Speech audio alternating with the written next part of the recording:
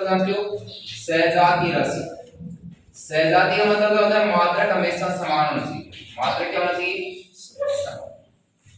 अनुपात हमेशा सहजातीय राशि के बीच में होता है, मात्रक हमेशा समान होना चाहिए। अगर एक राशि मीटर में है तो दोनों ही राशि किस में होनी चाहिए? मीटर में होनी चाहिए। अगर एक सेंटीमीटर में है तो दूसरी भी किस में होनी चाहिए? सेंटीमीटर में। अगर रुपए में है तो रुपए में होनी चाहिए, पैसे में है तो पैसे में, किलोमीटर में है तो किलोमीटर में, ग्राम में है तो ग्राम में होनी चाहिए। कहने का मतलब ये है कि अनुपात हमेशा सहजातीय राशि के बीच में होना चाहिए। हमेशा जो भी आपको राशि दे रखी है उनके अंदर मात्रक हमेशा क्या होना चाहिए? समान होना चाहिए। जैसे अपने पास में क्वेश्चन सीधा सीधा आ जाए कि 1 रुपए व 50 पैसे को अनुपात में बदलना है। क्वेश्चन आ गया जैसे 1 रुपए व 50 पैसे को अनुपात में बदलो। अब 1 रुपए यहां पे तो आ गया अपने पास में इकाई, सी क्या यूनिट है? रुपए, और इसकी यूनिट हमें दे दी पैसे। तो अनुपात में बदलने के लिए दोनों की इकाई हमेशा क्या होनी चाहिए? समान होनी चाहिए। तो 1 रुपए में कितने पैसे होंगे? 100 पैसे। अनुपात 50 पैसे है तो ये हो जाएगा 50 पैसे। इकाई दोनों की क्या करनी पड़ेगी? सेम करनी पड़ेगी। ये से कट जाएगा 2 बार, इससे 1, 2 अनुपात में 1। तो 1 रुपए में 50 पैसे का अनुपात कितने का हो गया? 2 अनुपात 1 का हो गया। तो यहाँ पे देखो दोनों को हमने किस में कन्वर्ट किया? पैसे में कन्वर्ट किया। आपको ऑप्शन में 1 अनुपात 50 मिलेगा और 50 अनुपात 1 भी मिलेगा। तो 1 रुपए व 50 पैसे सीधा मत कर देना कि 1 अनुपात 50, क्योंकि ये अपने पास में इकाई रुपए में दे रखी है और यहाँ पे जो इकाई है वो पैसे में है। तो दोनों की इकाई आपको क्या करनी पड़ेगी? सेम बदलनी पड़ेगी। यहाँ पे 1 रुपए इसका मतलब पैसे कितने हो गए? 100 पैसे, और ये ऑलरेडी 50 पैसे की हुई। तो 100 अनुपात में 50 हो गए, दोनों की इकाई सेम हो गई।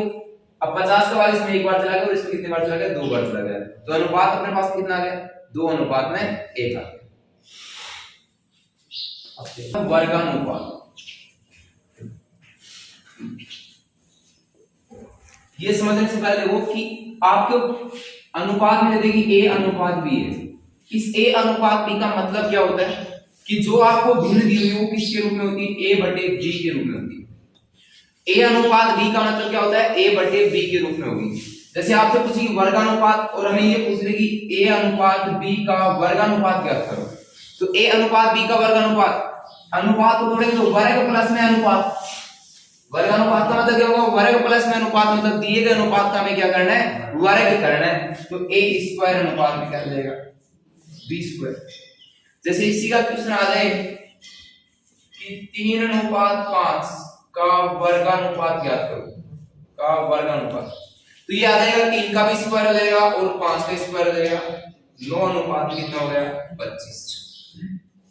जैसे ये क्वेश्चन आ जाए वर्गमूलानुपात से संबंधित कि वर्गमूलानुपात, वर्गमूलानुपात में हमें दे दी कि a अनुपात b का वर्गमूलानुपात ज्ञात करो। तो वर्गमूल प्लस में अनुपात, वर्गमूलानुपात को तोड़ेंगे तो वर्गमूल प्लस में क्या हो जाएगा? अनुपात, मतलब दिए गए अनुपात का क्या करना है? रूट करना है। मतलब ये आ जाएगा रूट a अनुपात में रूट b। तो ये होगा जो 9 अनुपात में 49 का वर्गमूलानुपात। तो 9 अनुपात 49 है तो ये हो जाएगा रूट 9 और अनुपात भी क्या हो जाएगा? रूट 49। 9 का वर्गमूल कितना होगा? 3 और 49 का कितना हो जाएगा? 7। आंसर आ जाएगा 3 अनुपात में 7 आ गया। यही क्वेश्चन में आ जाए जैसे घनानुपात, घनानुपात, घन प्लस में अनुपात। घन प्लस अनुपात मतलब दिए गए अनुपात का क्या करना है? घन करना है, क्यूब करना है। जैसे हमें दे दे कि a अनुपात b का घन अनुपात क्या, तो क्या हो जाएगा? a क्यूब अनुपात में b क्यूब। जैसे ये क्वेश्चन आ जाए 2 अनुपात 3 का घन अनुपात ज्ञात करो। तो 2 अनुपात 3 मतलब 2 का क्यूब अनुपात भी कितना? 3 का क्यूब हो जाएगा। 2 का क्यूब कितना होता है? 8, और 3 का क्यूब कितना होता है? 27। आंसर आ जाएगा 8 अनुपात 27। इसी प्रकार अगर आपसे पूछे घनमूलानुपात पूछ ले, घनमूलानुपात मतलब दिए गए अनुपात का हमें क्या करना है? घनमूल करना है। तो जैसे a अनुपात b है, इसका घनमूलानुपात निकालेंगे तो क्यूब रूट क्या हो जाएगा? a अनुपात में क्यूब रूट क्या हो जाएगा? b। जैसे क्वेश्चन की बात करें तो सीधा सीधा आ गया जैसे 1 अनुपात में 27 है का घनमूलानुपात। तो पहले क्या करना पड़ेगा? क्यूब रूट a का जाएगा, 1 का घनमूल निकालना है, अनुपात में 27 का घनमूल निकालना है। क्यूब रूट 1 आ गया, क्यूब रूट 27 आ गया। 1 का घनमूल कितना होता है 1 और 27 का घनमूल कितना होता है 3। आंसर कितना है 3। तो अगर आपसे वर्गानुपात पूछे तो वर्ग करना अनुपात का, वर्गमूल अनुपात पूछे तो वर्गमूल करना है, घनानुपात पूछे तो घन करना है, और घनमूल अनुपात पूछे तो घनमूल करना है। ये तो बेसिक, यहां से ये तो एकदम जीरो लेवल का है, यहां से क्वेश्चन आने का चांस होता है बहुत कम। इसके बाद नेक्स्ट जो टाइप आएगी वो आती है विलोमानुपात, मिश्रानुपात, इनमें से कई बार क्वेश्चन आते हैं, मध्यानुपात, तृतीयानुपात, चतुर्थानुपात, इनमें से कई बार क्वेश्चन रिपीट हो जाते हैं। तो एक बार ऐसे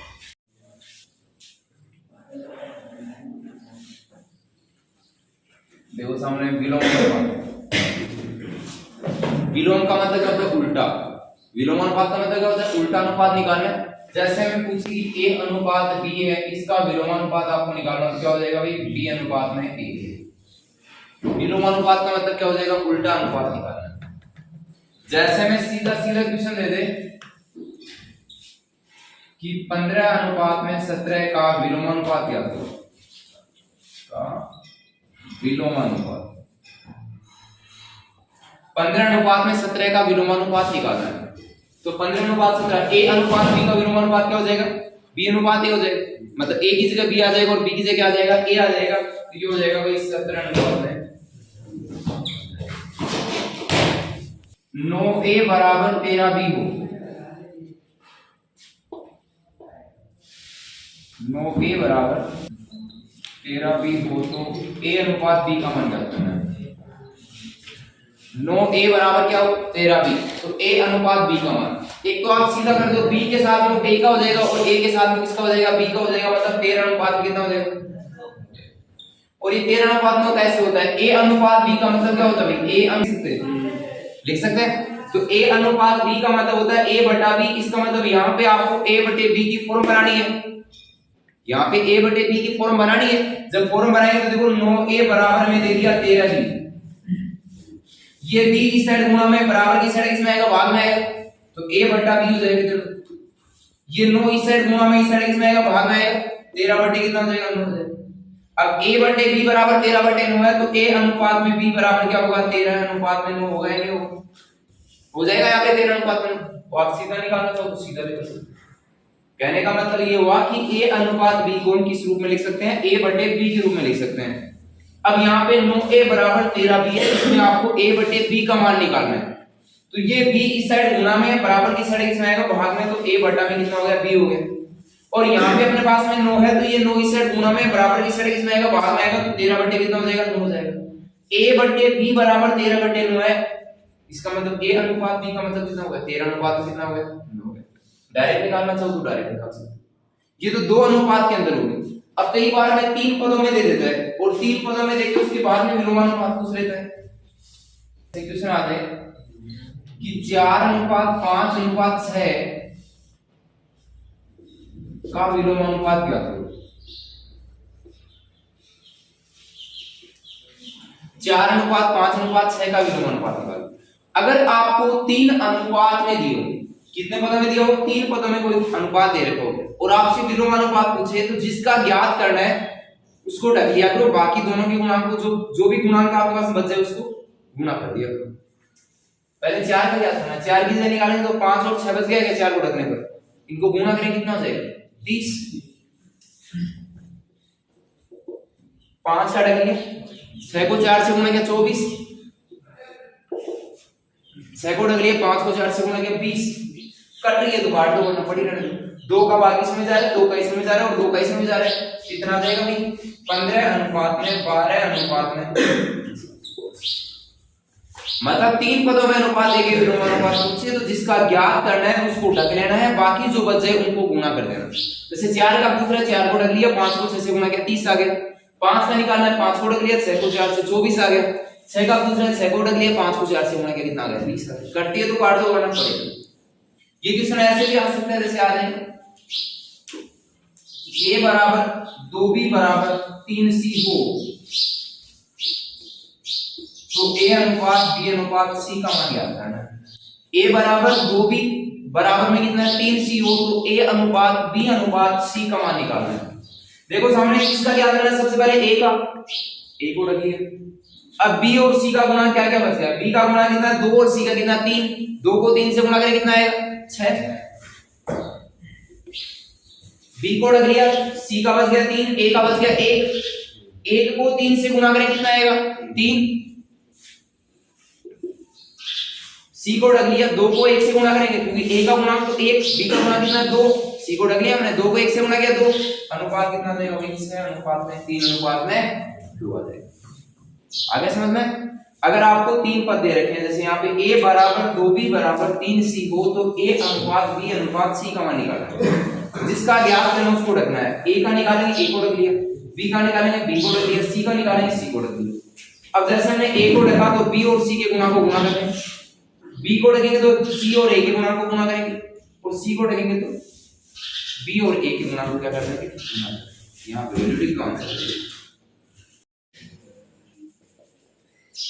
मिश्रण अनुपात में जैसे हमें दे दे कि a अनुपात b, c अनुपात d और e अनुपात f का मिश्रण अनुपात निकालना है। मिश्रण अनुपात निकालने के लिए एक साइड वाले पदों को एक साथ गुणा करना है और दूसरी साइड वाले पदों को एक साथ गुणा। जैसे a को c से, c को e से, फिर b को d से और d को f से, मतलब अनुपात कितना आ जाएगा a c e अनुपात b d f। a c e अनुपात कितना आ जाएगा b d f आ जाएगा। जैसे अपने पास में क्वेश्चन आ जाए 1 अनुपात में 2, 2 अनुपात में 3 और 3 अनुपात में 4 है, इनका मिश्रण अनुपात निकालो। तो देखो आप इस साइड वाले पदों को ऐसे गुणा करो तो गलती भी कर दोगे। वैसे देखो 1 को 2 से 2, 2 को 3 से 6, 2 को 3 से 6, 6 को 4 से 24, 6 अनुपात में 24, 1 अनुपात 4 आ गया। अगर आपसे सीधा गुणा ऐसा नहीं हो तो पहले सबको एक सीरीज में लिख लिया और 1 अनुपात में 2 आ गया, फिर 2 अनुपात में 3 और उसके बाद में 3 अनुपात में 4, इन्हीं का मिश्रण अनुपात निकालना है। अब गुणा कर दो एक साइड वाले पदों को एक साथ दूसरी साइड वाले से। 3 को 2 से गुणा किया 6, 6 को 1 से गुणा करेंगे, 4 को 3 से गुणा किया 12, 12 को 2 से गुणा किया 24, 6 अनुपात में 24 बन गया, 1 अनुपात में 4 आ गया।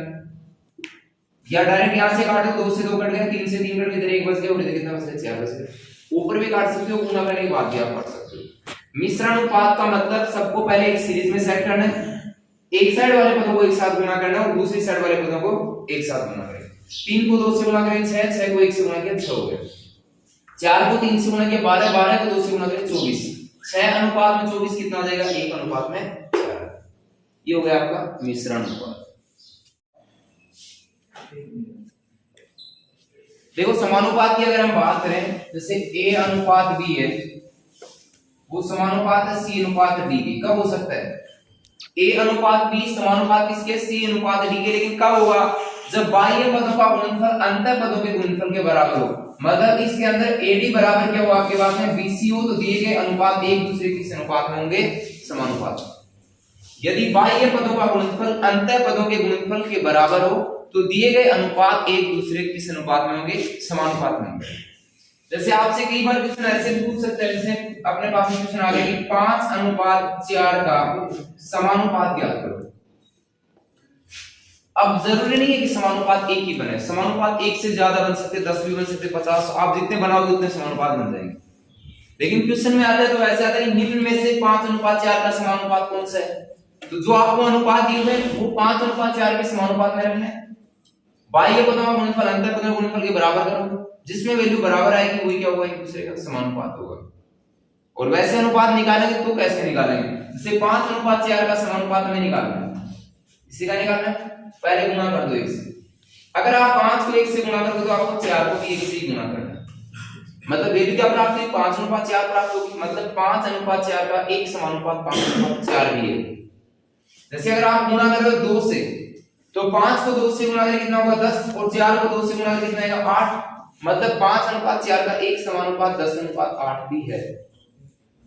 गुणा करें 3 से 5 को 3 से 15, 4 को 3 से 12 समानुपात 15 अनुपात 12 भी है। आप गुणा करो 4 से 5 को 4 से 20, 4 को 4 से 16 अनुपात एक समानुपात है, 20 अनुपात 16 है, वो 5 4 का क्या है समानुपात है। गुणा करो 5 से 5 5 25, 4 5 20, 25 20, ये भी एक समानुपात आ रहा है। मतलब आप जैसे जैसे एक ही संख्या से अगर आप दोनों संख्याओं को गुणा करोगे तो आपके पास में जो वैल्यू प्राप्त होगी वो कौन सी होगी? समानुपात होगी। होती या नहीं होती वो देखो। 5:4 का हमने पहला समानुपात कितना निकाला है? 5:4 ही निकाला है। तो 5:4 समानुपात में 5:4 रखते भाई। मैंने क्या बताया कि बाह्य पदों का गुणनफल किसके बराबर होना चाहिए? अंतः पदों के गुणनफल के बराबर। तो बाह्य पदों का गुणनफल 5 को 4 से गुणा किया 20, अंतः पदों का गुणनफल 4 को 5 से गुणा किया 20 का 20 के बराबर आ रहा है क्या? तो दिए गए अनुपात एक दूसरे के समानुपात होगा। हमने दूसरा अनुपात निकाला 10:8। 5:4 समानुपात 10 में कितना हो गया? 8 हो गया। बाह्य पदों का गुणनफल करेंगे 8 को 5 से गुणा किया 40, 10 को 4 से गुणा किया 40, 40 के बराबर है। 5:4 का समानुपात हमने निकाला 15:12। 12 में जो 60 और 15 जो 60, भाई 12 को 5 से गुणा किया 12 5 60 हो गए, 15 4 60 हो गए। से 5:4 का समानुपात हमने निकाला 20:16। 16 5 80, 20 100 80, 80 के बराबर है। 5:4 का समानुपात हमने निकाला 25:20, 20 5 100, 25 100 के बराबर आ रहा है। तो दिए गए अनुपात में बाह्य पदों का गुणनफल अंतः पदों के गुणनफल के बराबर है या नहीं है? जब बाह्य पदों का गुणनफल अंतः पदों के गुणनफल के बराबर होगा तो दिए गए अनुपात एक दूसरे किस अनुपात में होंगे? समानुपात में। समझ में आ गई बात?